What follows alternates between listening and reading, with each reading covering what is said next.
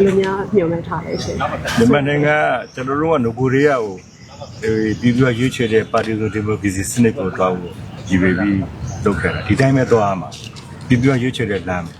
ကျွန်တော်တို့ရွေးတာမပြည်သူ့ရွေးတဲ့လမ်းကျွန်တော်တို့လည်းပြည်သူတွေရဲ့အစိတ်ပိုင်းကျွန်တော်တို့ဒီကထောက်ခံတယ်ဒါပေမဲ့ပါတီဆိုဒီမိုကရေစီစနစ်တိုင်းပဲကျွန်တော်သွားမယ်အနာဂတ်မှာကျွန်တော်သွားပါဟိုတချို့ပြောတာပေါ့နော်ဒီပေါ်တက်ကနေပြီးတော့တက်ကိုထောက်ခံတဲ့ USDP ပါတီကအနိုင်ရတော့မယ်ပေါ့နော်အဲ့ဒါကြောင့်မို့လို့ဆိုတော့ချို့ဟိုဒီ UN expert တွေကပြောတာပေါ့နော်ဟိုဒါကိုအသိမှတ်မပြုဖို့ဘာညာဆိုပြီးတော့ပြောတာရှိပါရှင်ဒါနဲ့ပတ်သက်ပြီးတော့ဗာများပြောချင်တာပြည်သူကသူတို့မြန်မာပြည်ထဲမှာနေတဲ့ပြည်သူတွေမဲပေးတာလေသူတို့အပြင်ကလူတွေမဲပေးတာမဟုတ်မြန်မာပြည်ထဲနေတဲ့ပြည်သူမဲပေးတာသူတို့ဘယ်လိုပဲထောက်ခံမဟုတ်ကြိုက်တာထောက်ခံလို့ရတယ်ဒါပေးတဲ့လူတွေကသူတို့ထောက်ခံခြင်းတဲ့လူတွေပါလို့မဲလာပေးတာပေါ့သူတို့ထောက်ခံခြင်းတဲ့လူတွေကမပါဘူးဆိုရင်မဲလာပေးမှာမဟုတ်တာမဲလာမပေးခြင်းနှစ်မျိုးရှိတယ်ဒီပိုင်းကတော့သူတို့ထောက်ခံခြင်းတဲ့လူတွေမပါလို့မဲလာမပေးတာဒီပိုင်းကတော့သူတို့လုံခြုံမှုရတာမပေးတာရှိလုံခြုံမှုသာဒါဖို့ပြုဖို့ခက်ခဲရှိလို့မဲပေးတဲ့လူတွေကြတော့သူတို့ထောက်ခံတဲ့လူတွေရှိလို့လားမဲပေးတာပေါ့အဲ့ဒီမှာဟိုဒါခုနပြောရခင်ဗျားပြောတဲ့ပြည်ခိုင်ဖြိုးပါတီတွေပါတခြား PPP ပါတီ PPP ပါတီတွေပါတယ်ဂျာတူပါတီတွေပါတယ်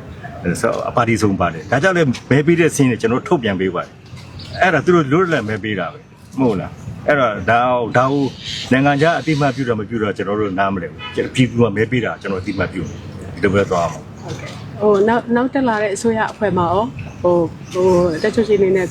ဟိုဆက်ပြီးတော့ဘာဖို့ရောကျွန်တော်တို့ဘာပြောလို့မရသေးဘူးလေဘာလို့ဆိုတော့ဒါတွေကလွတ်တော်ခေါ်မှလွတ်တော်မှာသူတို့ရွေးချယ်တဲ့နီလန်းတွေပါတယ်ရှိပါတယ်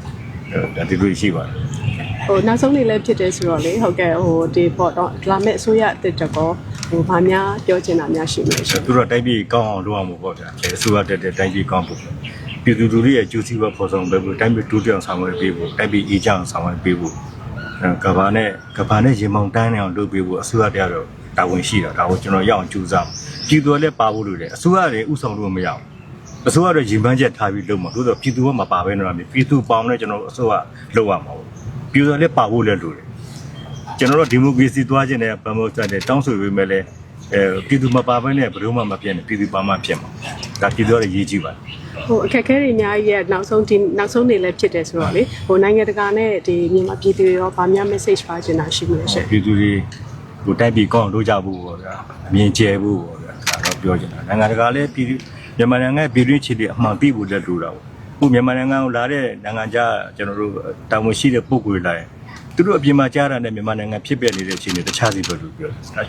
လူတိုင်းဒီပါလို့အတိုင်းပြောတယ်ဆိုတော့ကျွန်တော်တို့မှာဒီကောလာဟာလနဲ့ဒီခံမီဒီယာနေပြီးတော့လုပ်နေတဲ့ဟာတွေပြည်သူတိုင်းပြည်ခံနေရတာတကယ်တော့ကျွန်တော်တို့မှာတကယ်အခွင့်အရေးတွေအများကြီးရှိပါတယ်အဲ့ဒီအခွင့်အရေးအသုံးချနိုင်မယ်ဆိုတိုင်းပြည်တိုးတက်တယ်ကျွန်တော်ပြောရပါတယ်2010ဦးသိန်းစိန်အစိုးရလုံးမျိုးကျွန်တော်ဖြစ်နိုင်မှာမလားဘယ်လိုဦးသိန်းစိန်2010တုန်းက USDP အစိုးရတက်ခဲ့တယ်တော်တော်လေးပြည်သူနှစ်သက်ခဲ့တယ်ခု2025တက်လာမယ့်အစိုးရကိုရောအဲ့လိုမျောလင့်လို့ရမှာအခုအနိုင်ရတဲ့ပါတီနဲ့သူ့ကိုပူးပေါင်းဆောင်ရွက်ပေးမဲ့ဟိုအခြေအနေပတ်ဝန်းကျင်လေးပုံမှန်မူတည်နေမယ်သူပေါင်းရမဟုတ်လားအဲ့ဦးသိန်းစိန်တမန်ကြီးတာဝန်ယူတဲ့အချိန်တုန်းကသူတို့လောက်တယ်ဒါပေမဲ့တစ်ဖက်ကလည်းအတိုက်ခံနေရှိတယ်အတိုက်ခံနေအဲ့အတိုက်ခံတွေကတိုက်ပြည်ကိုကောင်းအောင်လုပ်ဖို့တဲ့သွားတယ်ဆိုရင်တော့တမျိုးပေါ့တိုက်ကောင်းဖို့ကနဲ့ဒီအနှုတ်လက္ခဏာဆောင်သွားလုပ်တယ်ဆိုရင်တော့ခက်တော့ခက်မယ်အဲ့ဒါဆဲဆူတ်တယ်ဒါတော့ဆဲဆူတ်တယ်စိတ်ခေါ်မှုချင်းကတော့မတူဘူးပေါ့အဲ့ခင်းချင်းကတော့တော်တော်လေးဟိုတက်ရရှိကြတယ်ခုခင်းချင်းကတော်တော်လေးဘိုးဘေးရဲ့နိုင်နေတာ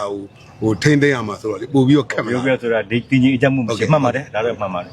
အမြင်ကျဲဖို့ဒါကြောင့်ခုနပြောတဲ့တိုင်းပြည်မြင်ကျဲဖို့လို့လည်းကျွန်တော်ပြောတာမြင်ကျဲဖို့လို့ပါဟုတ်ပြီကျေးဇူးတင်ပါတယ်ကောင်းပြီ